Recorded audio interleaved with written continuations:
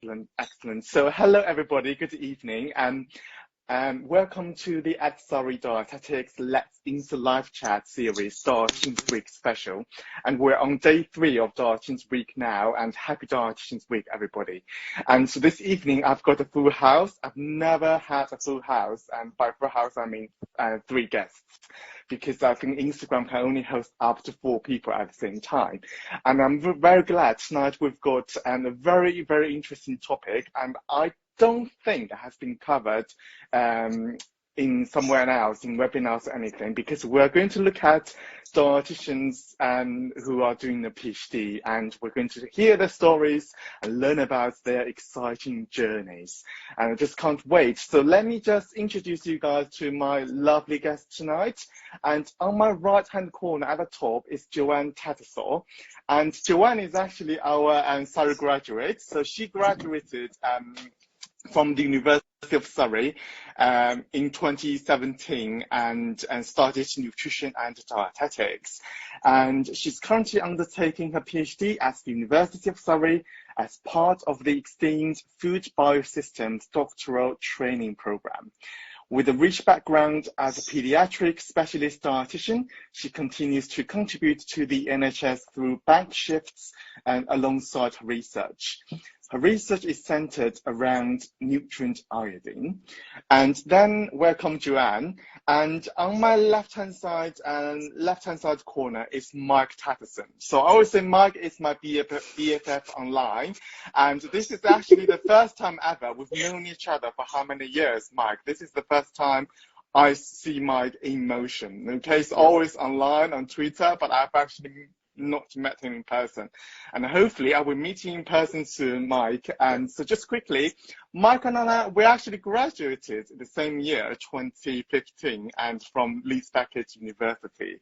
And he is a registered dietitian and holds the position of clinical lead for surgery at Hull University Teaching Hospitals NHS Trust. He is currently undertaking a PhD at Hull York Medical School as part of a clinical research fellowship generously funded by Yorkshire Cancer Research. His research looks into the role of parenteral nutrition and venting gastrostomy in managing inoperable malignant bowel obstruction, and hopefully he will complete his PhD in August this year. Now, I'm right-hand corner and is Alfie Thane. So Alfie was my student and just graduated from the University of Surrey Nutrition and Dietetics last year. And he immediately embarked on a PhD journey and at the same university at Surrey. And Alfie is currently in his first year PhD with his research focused on pernicious anemia. His aim is to explore novel treatment and management approaches for this condition. So welcome you guys, and it's so lovely to see you, and thank you for taking the time to come. So first of all, happy dietitians. Anything would you like to say to dietitians during Dietitians Week, everybody? Anyone? I mean, I think just, sort of well done to everyone who's, sort of in the NHS sort of world and private as well. I think a lot of the work that we do sometimes goes unrecognised. So I think it's really nice to have this sort of Dietitians Week to sort of spread and disseminate, sort of have more awareness. So I think, it's really great. Excellent, absolutely. And I hope everybody can hear me because I don't know if it's my internet's not very good. But anyway, so I have basically covered a very quick introduction to everyone. But I'm just wondering if you guys can tell me more about your professional journey of where you started and how you ended up doing your PhD. And shall we start with you, Joanne? Yeah, fine. So when I graduated, I went straight into a job at the hospital that I did one of my placements at. And I actually worked sort of underneath the dietitians, the band 4. But I was able to work in lots of different departments. So I was in the acute team on hospital wards, diabetes, pediatrics, and the community team. So I got a little flavour of everything. And then essentially when the time was right, I ended up working in the acute team full time. And then as time went on, I've sort of went into the paediatrics team, and I was working the two roles alongside each other. And then, yes, so that was sort of my clinical journey as such. And essentially everyone was very happy in their roles, so there wasn't a huge amount of movement. But I wanted really to go more into paediatrics, and I didn't get one of the jobs there, so that led me basically to go and look up alternatives. And I got down a LinkedIn rabbit hole, and here we are.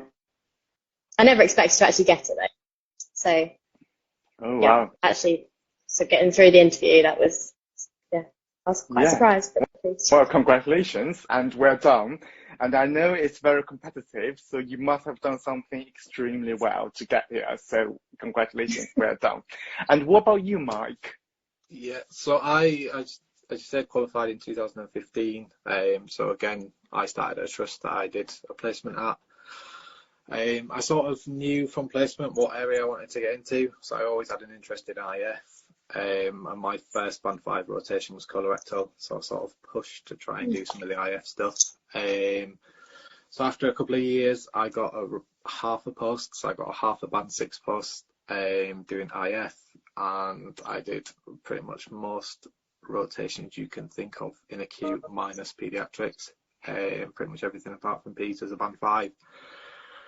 And then I knew from undergrad I wanted to go the research route. So Helen White at Leeds, probably shouldn't say this out loud, but I said I wanted to do a PhD, I wanted to go that route, and she went, right, if you're going to do any postgrad stuff, don't come back to us, go to the University of Leeds, because they do a health research masters. So when I was, after about 2-3 years of being qualified, applied to do that. So I was still working full time, and then part time I did the postgrad certificate in health research and then the postgrad diploma in health research. I was going to carry on to do the masters, but Leeds dropped the masters, so I was going to go over to Sheffield to carry on, but at the time the PhD that I'm now doing came up, so I applied for that, and they were happy that I'd done all the modules, and yeah, that's me. That's excellent. I actually thought you went straight into your PhD, as in like you didn't do a master's, but sounds like you did. And I think another very interesting from what you said is you were a band 5 for a very, very long time. Was that your choice, or? Sort of my choice. So loads of different job options came up, but I sort of know the areas that I'm interested in. So unless it was IF or crit care, I wasn't bothered. Other 6 posts came up, but they just didn't interest me. So if it wasn't IF or crit care, I was happy to keep with my half band 5 rotation and keep learning different areas. So yeah, unless it was IF or crit care, I wasn't bothered. Okay, so for those, especially students, if you don't know, IF means intestinal failure, and I think that's really good. That just shows you can't wait for what you're really, really passionate about. It doesn't matter if it's a band 5 or band 6, because I do think sometimes people move up to band 6 for the sake of moving up to band 6, and then explore if that's their speciality, and then probably move around. But I guess there was nothing wrong with that, but I think it's really good. You knew exactly what you were passionate about, and you just waited and went for it, and then did a PhD. That's really very inspiring, Mike. Now moving to Alfie, and so obviously compared to Joanne and Mike, Alfie had a shorter professional journey, I guess. And a lot shorter. Yeah. So also I did the undergraduate in nutrition and dietetics. I graduated last year, so I didn't do any work outside of my placement as a dietitian. And I went into the PhD, but I did my final year research project was looking at pernicious anemia, and that's where that kind of opportunity came from, and I really enjoyed it. And I was always kind of interested in sort of the research area, so when that opportunity came up and the dissertation went well, I kind of went for that opportunity, and here I am. It's kind of not as much experience as you guys. And when you say, Alfie, the opportunity came up, what sort of opportunity? Well, sort of as I was finishing my the degree, the sort of funding came about for the pernicious anemia related PhD. So that's when my supervisor sort of reached out to me, was like, there is this opportunity, why don't you think about it? So yeah, it was kind of like great timing, really.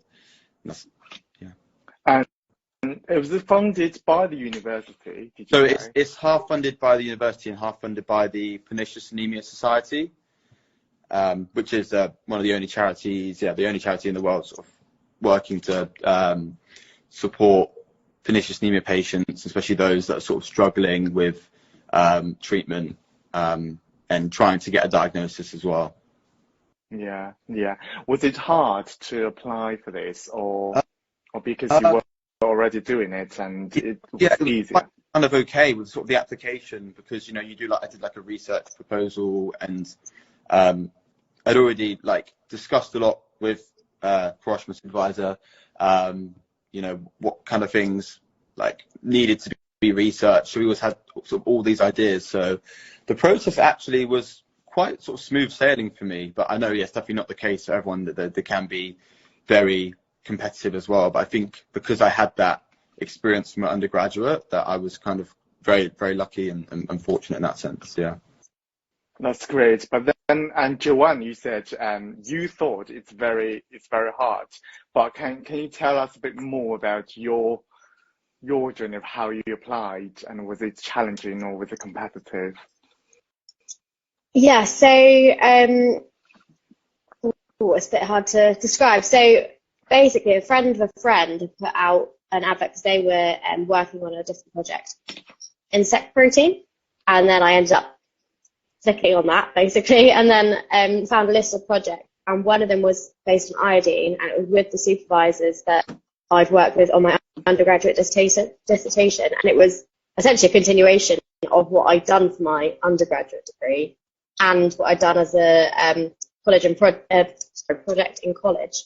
So it sort of seemed to be like the perfect progression, essentially. Because with regards to actually applying, it feels like a long time ago now, I think I had to send a CV and a sort of a cover letter. And then I was shortlisted to be interviewed. And then I was interviewed, and then I got, you've got funding. And then after that, I had to apply to the university to sort of say I've got the funding from the DTP. And then, so I think it was in May, I got the final go-ahead. But I started the application process in January of last year. So it's sort of a 5-month process, really, the whole thing. It's quite long. So, but yeah. Was the interview hard? I mean, yes and no. It was with Sarah, who's my supervisor, so I know her really well. But yes, so any interview I find really challenging. I hate it. But it definitely felt more kind of casual. It was more of a conversation. So it didn't feel as scary as what I was expecting. I think I had to do a presentation as well, actually, on iodine and sort of why I want to do it. But I remember one of the questions that was asked was like, this does involve working with animals. Are you okay? And I then told a story basically of how I did my work experience on a farm and a cow with food on me, and that's absolutely fine. So I always think that's what got me the role. But so it was not as scary as what I'd anticipated.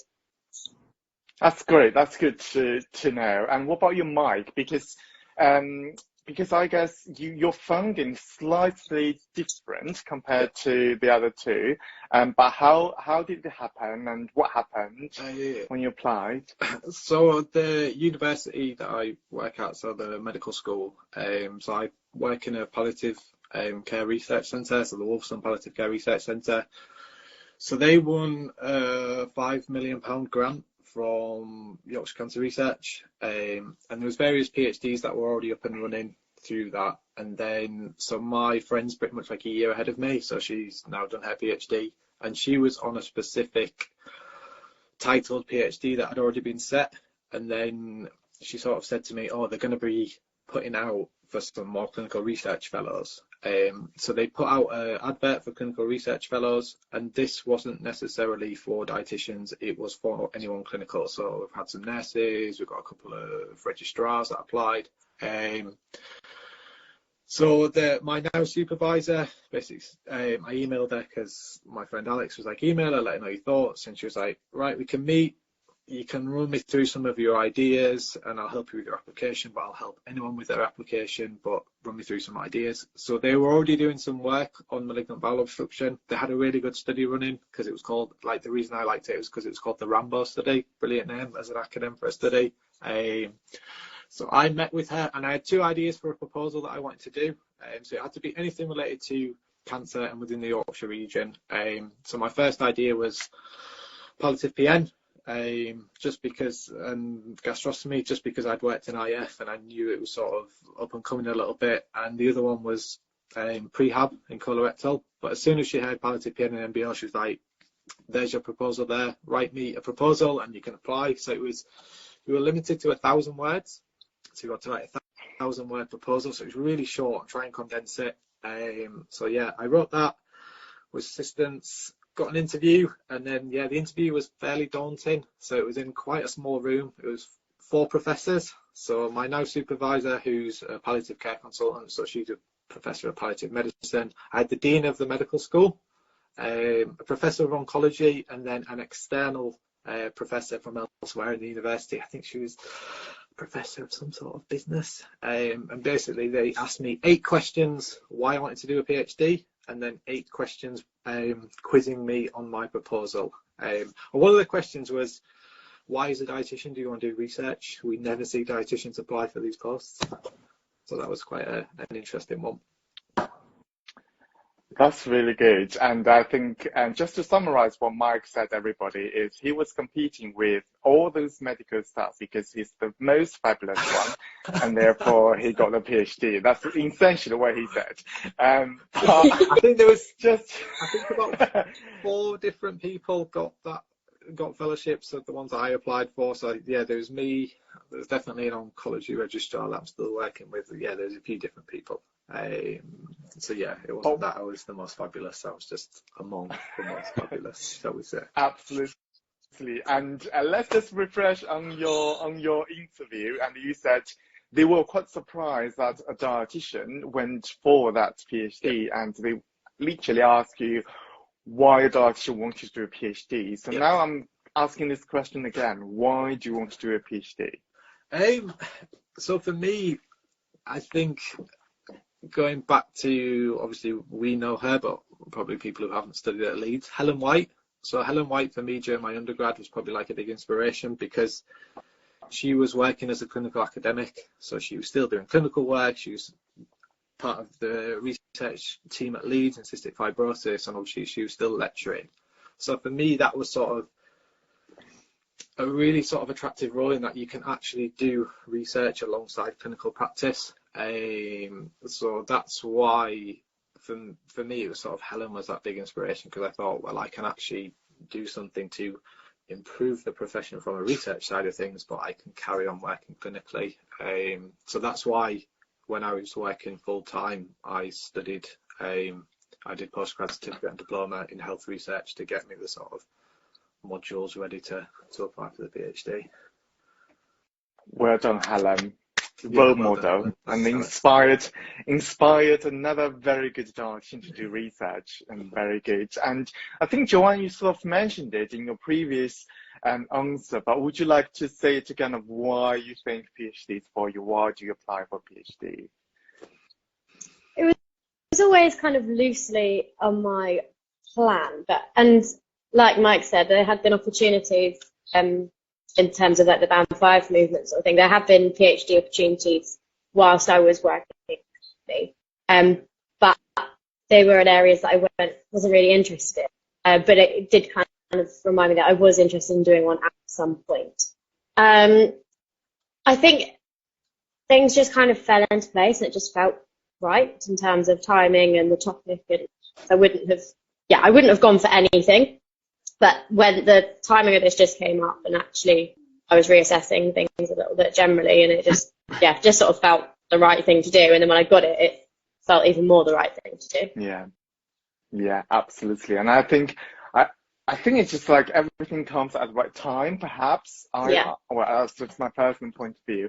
And what about you, Alfie? And obviously, and Mike and Joanne, they worked as a dietitian clinically, but then you went straight into a PhD. Why did you? Because you said it's a good opportunity, and that's your dissertation topic. And is there anything else you'd like to add to of why you would like to study it before PhD? Yeah, I mean, and not go to the NHS. Been interested in research sort of the whole time, even sort of before I did the degree, the undergraduate. I was kind of quite interested in, you know, looking at research papers, and I always sort of wanted to, you know, be involved in research and contribute something new to the field. I wasn't sure exactly what field I wanted to, but I always knew that I was really interested in that. I remember from because Sarah Bath was my tutor, and I always said to her from first year, I was like, you know, I'm quite interested in research. And then it kind of just, you know, I just focused on the degree really. And then sort of in the final year, they had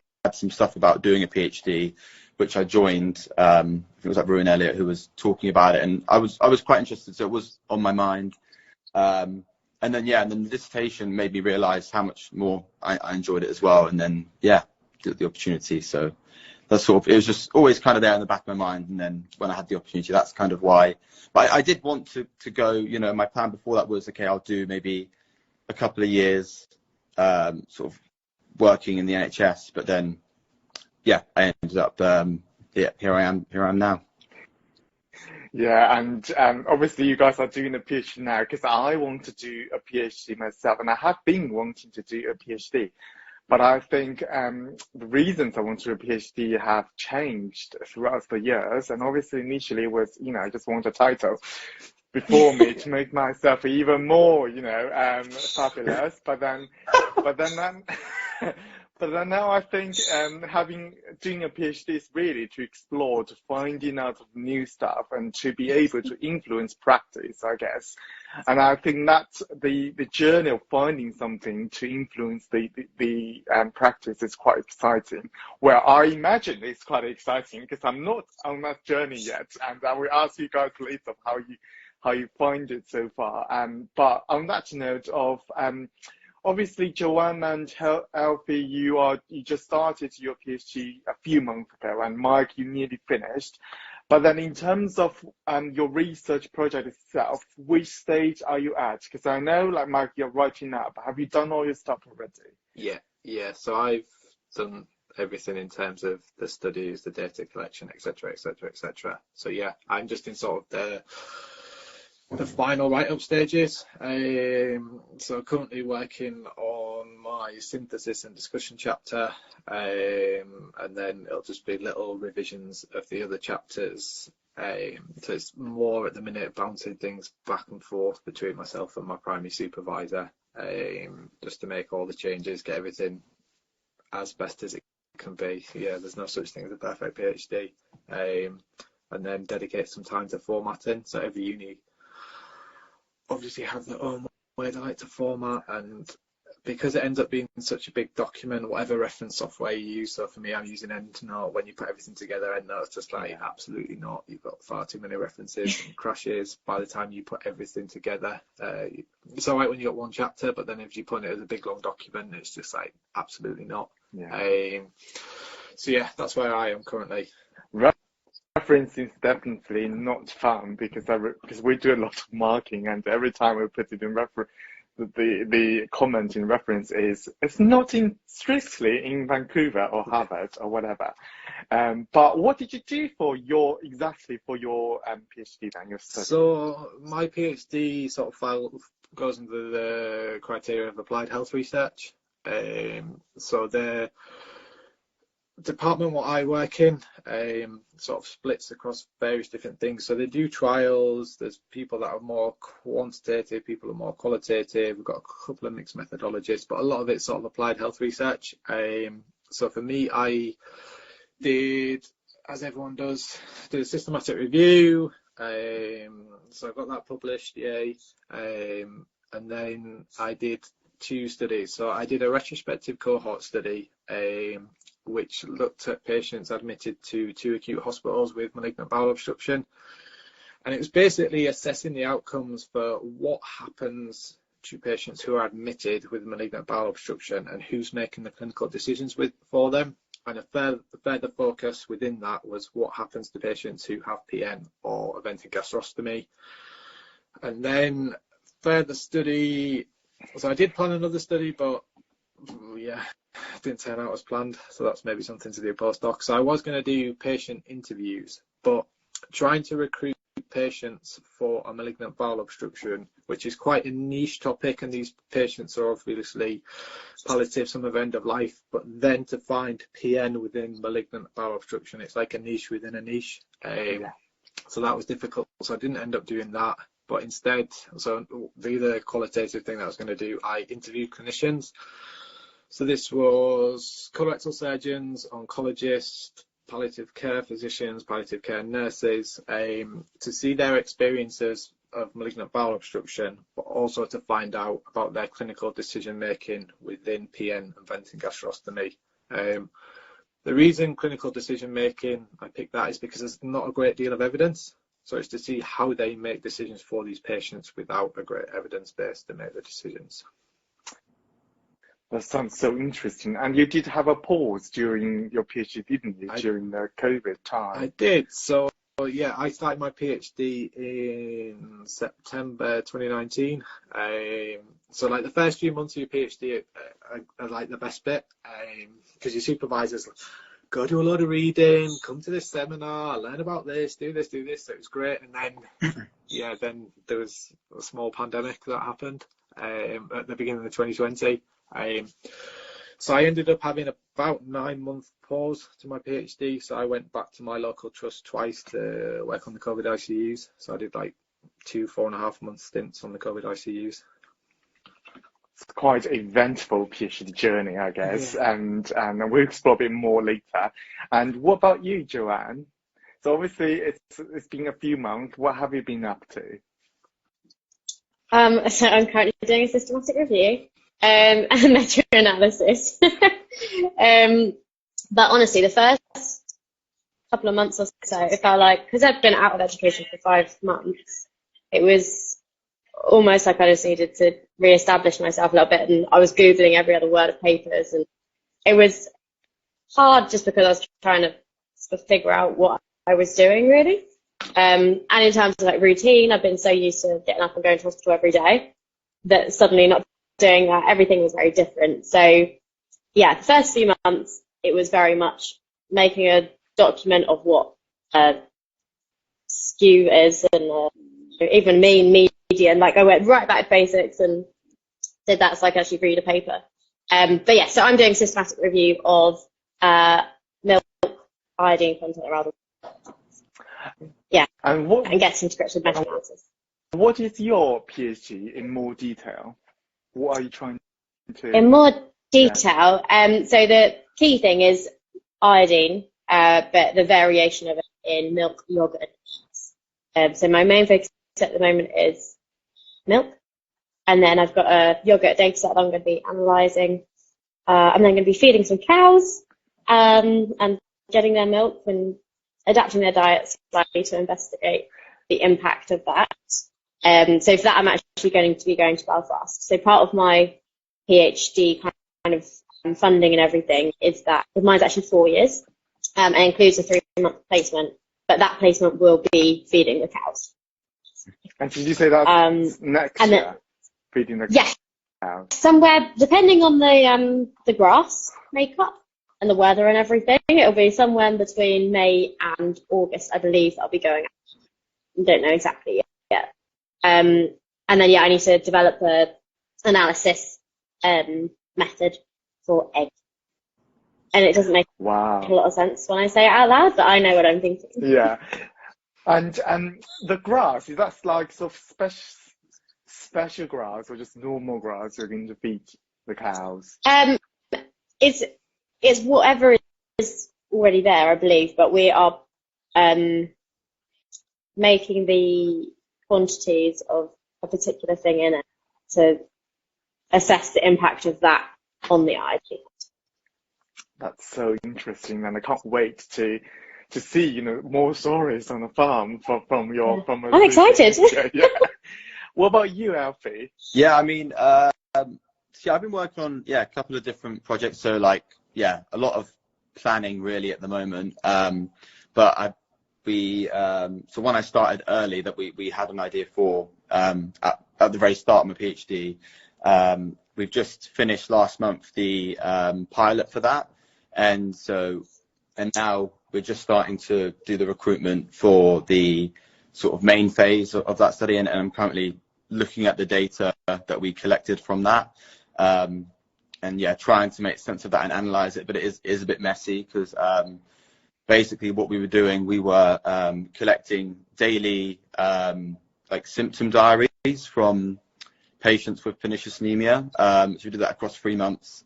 And we also looked at when they were taking B12 treatment, to basically have a look at, you know, how the symptoms fluctuate over time, and how do treatments, they take lots of different forms of treatment as well, and how do these impact on the symptoms as well as the symptom severity, basically.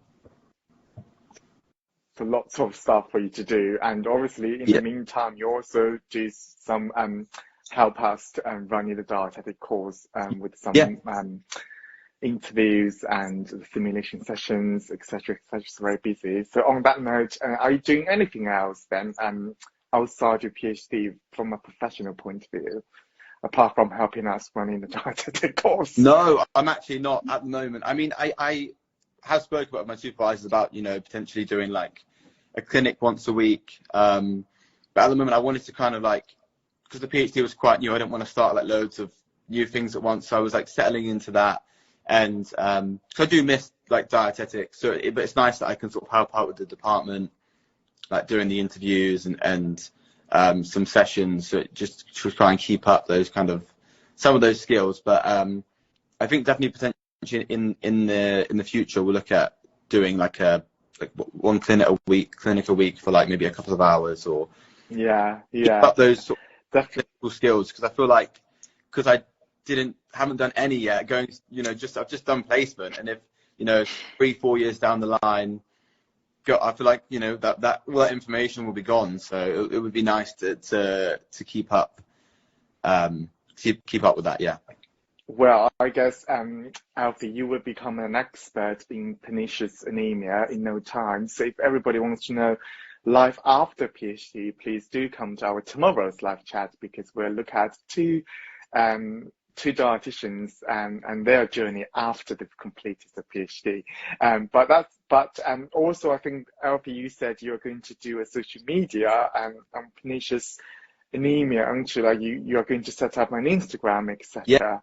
And that's very exciting as well. Increased awareness. So yeah, we're sort of sorting out posts at the moment, but it's going to be called the Pernicious Anemia Research Group, where, you know, we'll try and, because there's a lot of misinformation out there, so just trying to, you know, give, it might act like work as sort of like a source for recruitment for pernicious anemia individuals, as well as, you know, sort of explaining what the current research is, what the evidence base is, just to have a clear picture for patients out there, basically. Yeah, absolutely. That's very, very exciting, and please do set it up, and everybody will ask what your handle is. If you have set up, let us know, and I will certainly promote your social media channel. Thank you.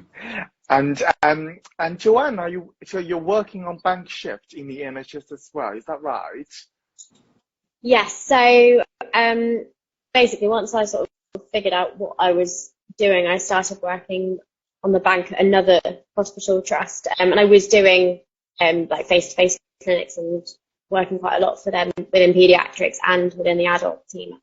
But then once I got going with PhD, I knew that wasn't really possible. So I do about one clinic a month for the paediatric team in an evening.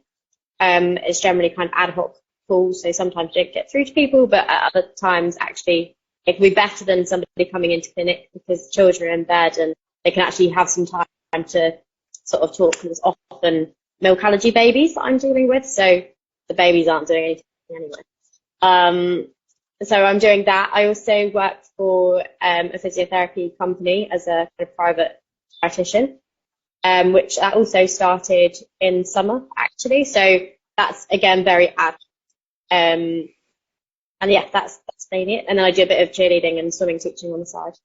So, Wow, you are doing quite a lot of things ad hoc outside this PhD. And I guess, I know, Mike, you are working full time again and having this clinical lead for surgery role at Hull Hospital. And when did you start? So I started in January 2 days a week, and then this month I've started 4 days a week. But then in beginning of May, I started on another research study. So it's a research study called EPOC, which is similar sort of build. It's so one of the researchers at my university, so Alison Bravington, she's one of the postdoc fellows, and it's looking at decision making within malignant bowel obstruction, and it's looking at malignant bowel obstruction on a whole. So yeah, 1 day a week I'm on that. 4 days a week I am now, clinical lead for surgery at Hull, and then finishing up writing the PhD on an evening and weekends. Yay. Oh wow. But obviously, like all those things you guys do are extra income, so I do want to know about the PhD stipend.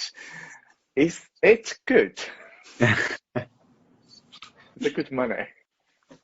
I mean, mine's different. Do I go first or do I go last?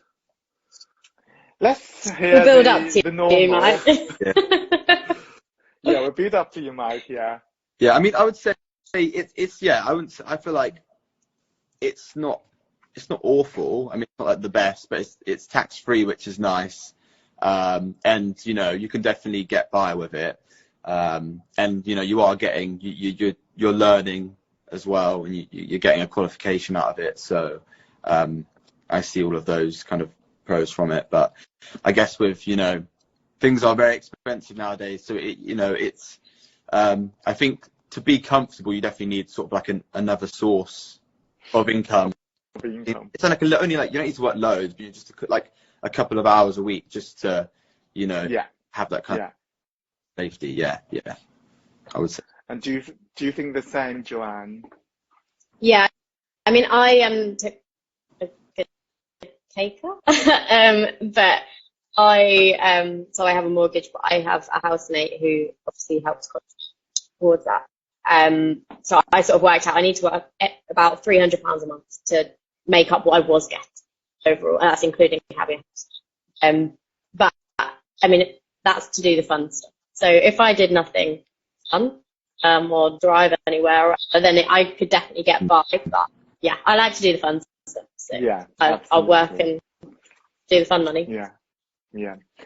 Right. Okay, let's come to you again, Mike. Special Mike. Special Mike. Yeah, not that special at all. But yeah, mine's slightly different because mine's not a stipend. So mine was a clinical fellowship. So as I said before, the uni one, well, my supervisor and a couple of the other profs at the medical school won a grant from Yorkshire Cancer Research, so £5 million. And as part of that, there was different fellowships. So when I was working clinically, I had a split role. So I was half band 5, half band 6. I was on a weird contract. So my fellowship actually paid more than what I was on when I was working clinically. So obviously to me that was quite attractive. Mortgage, so at the time, how old was my daughter at the time? So when I started, she was like 11 months. So I had 11-month-old child, a mortgage, etc., etc. So I wouldn't have applied really if it wasn't salaried, just because of responsibilities outside of it. So it sounds great, but the downside of it is because it was a clinical fellowship, as part of my PhD, I had to work 1 day a week clinical. You have certain teaching responsibilities, you have certain marking responsibilities, and that's all covered under your salary, but it's also time away from your PhD. So if you take 1 day a week away for 3 years, plus teaching, it condenses actually how much time you have to do on the PhD. So it's a fixed term contract as well. So it's 3 years fixed term contract for the fellowship. So I can't grumble whatsoever, and YCR have done me, so Yorkshire Cancer Research have done me amazing in terms of funding it. But on the flip side, there's just them extra responsibilities that come with having a salary as a member of staff. Wow, that sounds good, but equally it sounds extremely busy having to do all this stuff and now condensed PhD basically. And but did you enjoy this, like this whole, because you nearly finished, did you enjoy the whole thing then? Yeah, so the PhD journey, so I will send you a picture after this and you can maybe post it. So in our I see if I've got a picture on my phone that I can bring up. So in our office we've got the PhD mountain, and there's various different things on the PhD mountain. A lot of it is, you won't be able to see that. So this is something that we drew in our office. So some of the things that might be on the PhD mountain, what have we got here? We've got a pit of spikes, we've got a mountain lion, we've got the tornado of fear. There's various different things. It sounds great, doesn't it? Tornado. I think you tackled it quite well in terms of it's a roller coaster. There's times when you absolutely love it, and then for me at the final stages, there's times when you're just like, I need to have this done now. I'm sick of reading the same page. Like, yeah, I think, yeah, it's a proper roller coaster. In terms of the skills I've learned, yeah, it's been absolutely great. And academia has a lot of benefits that perhaps clinical practice doesn't have. There's probably a lot more flexibility in timelines. It's not like you need to see these 8 patients a day. This is your deadline. It's you have to get this done. This is your deadline, but that deadline might be a month, 6 weeks. So it doesn't have to be done in that 9 to 5 sort of time. There's a lot more opportunities to go to seminars, go to conferences. So there is the very nice bits of part of doing the PhD, but I think as you get towards the end, you're slightly worn out, shall we say? Yeah. So you sort of mentioned the highs and lows of the PhD, Yeah. and then you said the highs probably is the flexibility that it can offer to you, and what about the lows? Very low, apart from being exhausted. I think another high is that you generally get to work with really, really, really smart people, like ridiculously smart. But on the flip side, I think that can be a little bit of a low, because even after so long of doing it, I think there's probably always that element of imposter syndrome, because, like you say, you're surrounded by ridiculously smart people. So in terms of that, imposter syndrome is probably one thing that most people suffer with. You could say that's a little bit of a low. Another low is some of the things that you have to do as part of the PhD can be frustrating, shall we say. So for me, because mine was like applied health research within the NHS, things like doing ethics and then getting things like confirmation of capability and capacity from NHS Trust, they can delay all the things you're wanting to do. So there's like a lot of hurdles that you have to jump as part of the PhD or as a part of research that you're probably unaware of before a PhD. So things like that set your research back, probably the lows. Yeah. And what about you, Joanne? I mean, an example from today is that I had a piece of software crash, and then, I mean, Alfie experienced the clunkiness of the software yesterday, and today it crashed, and then lost everything since Thursday. So that is a bit of a low and very frustrating. So I spent the majority of today trying to get back to where I was yesterday, and I'm still not. So yeah, that is a bit of a low, but definitely the imposter syndrome thing.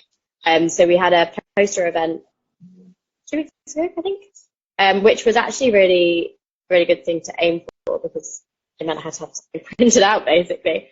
But the majority of the posters I couldn't read the words because they're a different type of science, and I had no idea. Even the titles, I couldn't read them.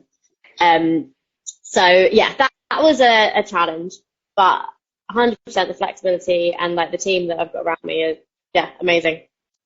So I don't regret it one bit. That's good. Anything different from you, Alfie? And honestly, yeah, it's all kind of the same points really. from them. Like the flexibility is nice, you know, like you can kind of work what hours work for you, which is great.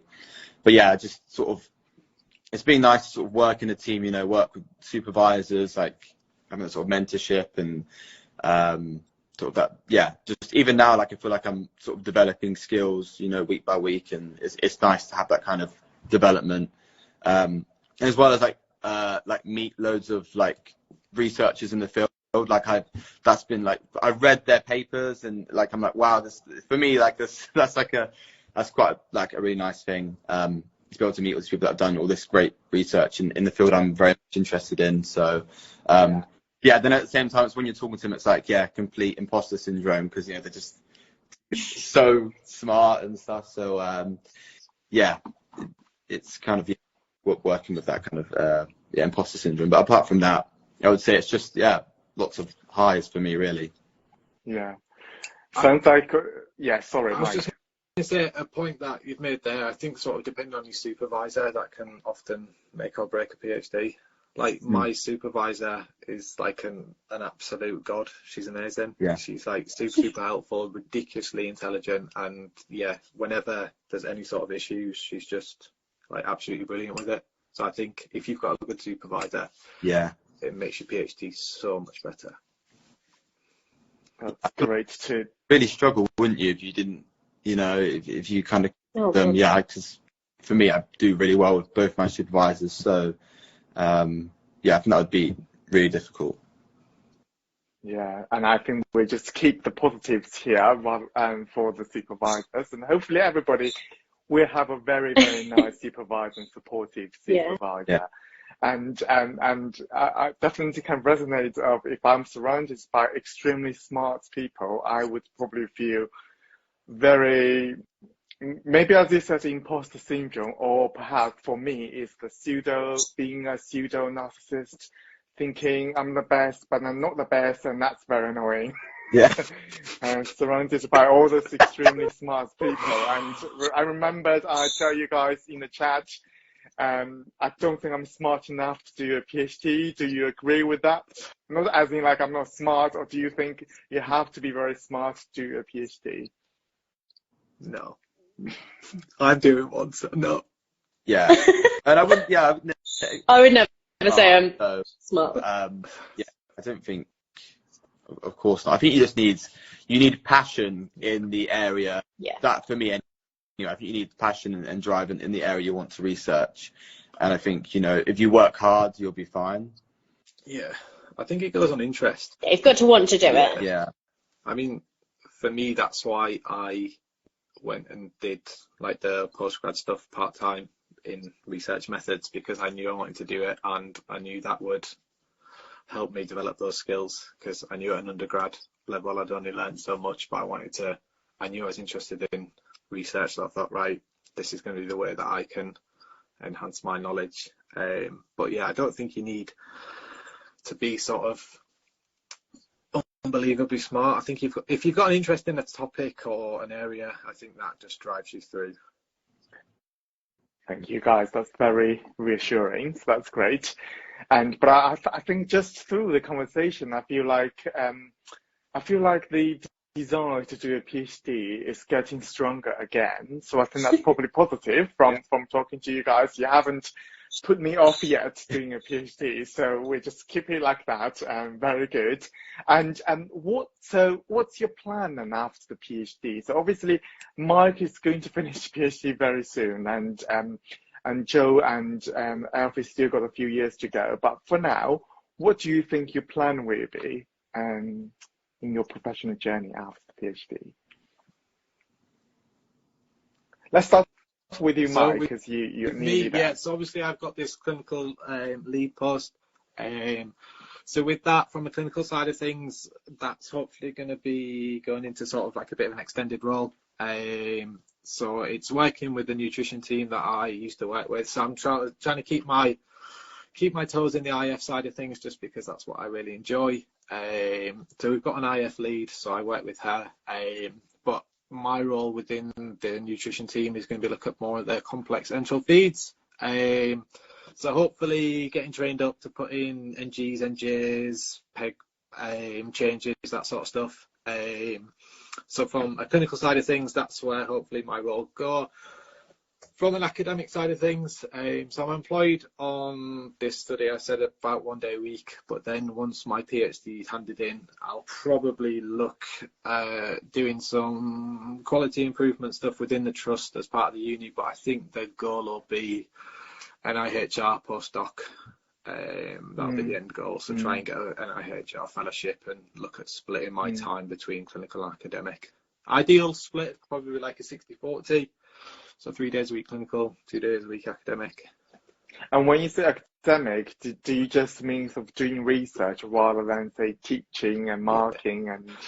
I think teaching is my retirement plan. So maybe when I hit like 50, 55, go into lecturing for about 10 years and then maybe 15 on retirement age, then call it quits. Everybody, I just have to say teaching's not as easy as you think. I was lecturing this morning. I was helping out on the dietetics masters this morning, so you know, do a little bit. Yes, absolutely. And I'm just sort of back my back, and I wish it could be just like is the goal really. Carry on with that. Absolutely. And what about you, Jo? I mean, it's really tough. Like 18 months ago, I wouldn't have been able to tell you I hadn't even applied to do this or even seen the app. So to think what I'll do in 3 years' time, I don't really know. I mean, it depends a bit on funding. If there's continued funding for a project I'm interested in, then I would certainly consider it. Equally, I'm quite interested in public health and kind of waving flag for iodine a little bit because nobody talks about iodine. But equally, I do really enjoy my clinical work in paediatrics, so I think it's going to be a case of kind of assessing the situation, but I'm in a lucky position. That's great, and we see, and because this is recorded, and I think in 2 years' time, let's revisit this and see if you change your plan at that time. That would be really interesting to see. And what about you, Alfie? Yeah, I mean, that is a good question. I'm kind of similar to Joanne, really, you know. It's a couple of years away, so I haven't thought about it too much. But, you know, potentially, you know, if the funding would be there and I was still interested, you know, to potentially, continue some form of research. Because, I mean, there's a lot of work to be done in sort of the pernicious anemia field. So, if there was funding, I'd sort of definitely go into that. But then also would want to, look at sort of experience with working as a dietitian, sort of clinically. Potentially doing, you know, a mixture of both or one or the other. Sort of just, assessing the situation when I'm towards the sort of end stages of the PhD. Yeah, keep your options open at the moment. Again, we see this again in 2 years' time, especially probably when you graduate. We see Alfie, you said this 2 years ago, and we see if the hypothesis becomes true. And so perhaps the last question, because we're going to end very soon, is if a dietitian wants to do a PhD or thinking of doing a PhD, what would be your advice? So we start with you, shall we, Mike, again? This is where I've got to be really positive, don't I? I think do tell us the areas that we should consider as well. So I think, so I start for the things that you probably have to consider that it is going to get really stressful, especially towards the end, and it's not going to be as smooth as you might think. And I think one thing that people probably don't know is that just because you do a PhD doesn't guarantee you jobs after the PhD in the academic world. It's quite competitive afterwards. So like a PhD doesn't necessarily mean after your PhD that you will guaranteed get a job. But in terms of the things that you will get to experience a lot more flexibility than perhaps if you're coming from the NHS clinical background. And I think that probably suits people who've got other things going on in their life, because it doesn't mean that they have to work 8 till 4, 9 till 5. They can fit things around that. You get a lot of opportunities to work with some really smart people. You often get opportunities to travel. So conferences, they'll be far and wide, and with a lot of places, they'll give you opportunities to go to here, there and everywhere. I think one of my colleagues currently is in America, a few people into Canada. Next week there's a lot of people going over to Rotterdam, there's some people going to Japan at the middle of the year. So there's that. I think it's seeing your name get published is always quite satisfying, especially when you get your first author paper. You're like, wait, that was me. So I think that's quite satisfying. And I think for me, when my supervisors actually said to me, think about what you've done and sort of the importance it'll be clinically, that's always really satisfying. Like, as part of a PhD, you're not going to change the world, but within your small little niche, that little bit of evidence might help grow that evidence base, or might have some small impact on clinical practice that provides some benefit. So I think sort of the satisfaction you get from that can be quite rewarding. Yeah, absolutely. It just sounds like it can be quite flexible, as you said, many opportunities to go everywhere. But in the meantime, if you can't go everywhere because of different commitments or family responsibilities, that's something probably you need to consider. And also the PhD journey, you're not the first one, Mike. I've heard from multiple people. It's actually hard. It's challenging, the whole journey. But I guess, as you said, there are highs and lows. And if we move to you, Joe, what advice would you give to people? I think Mike's kind of covered it, really, but I would say don't not consider it. Basically, I don't think you're not smart enough. It's avenues into other things, and it's just another aspect of dietetics that you don't necessarily kind of naturally go into. I mean, we're kind of more funneled into hospitals, and equally I'm really glad I've done that, and I'm still doing a bit, but I certainly think it's a good opportunity, and the one that I'm doing, I get extra training as well. So I'm doing like self-care course. Next week we've got a summer school at another university. So yeah, I would say don't not consider it, because it's smart enough to do it if you're interested. Such a good suggestion and advice. Any final advice from you, Alfie? Yeah, I mean, I just kind of echo what everyone else has said, but I think just possibly, reaching out to your tutor about it and talking to people about, because you want to make sure you want to do it. So I'd say definitely look into what a PhD really entails and what you need to do, as well as even trying to talk to PhD students and to really get an understanding of what goes on. So you're not sort of going into it sort of cold turkey, really sort of have an understanding of what the whole process is. I would say that just, sort of do your research of what a PhD is if you're kind of interested in thinking about doing one. Yeah. That's so good. Thank you so much, guys, for coming today. And it's time just flies, doesn't it? And it does. I'm going to have to go. I'm sorry. Yeah. See you later, Joanne. Thank you so much. Sorry. Thank you so much. Bye. Yes. Bye. And hopefully I can catch up with you guys very soon. I know I see Elfie quite often, but hopefully I will see you in person, Mike, very soon. I'm going to Hull and just to meet you in a few weeks' time as my break after marking.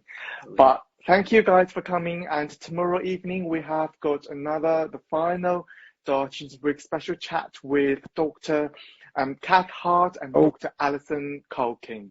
And they will talk about their life after the PhD. So we sort of continue today's topic, but to see what happened after that. So we see you guys tomorrow, and have a good evening, everybody. You too. Bye-bye. See you Bye-bye. Thank you. Bye.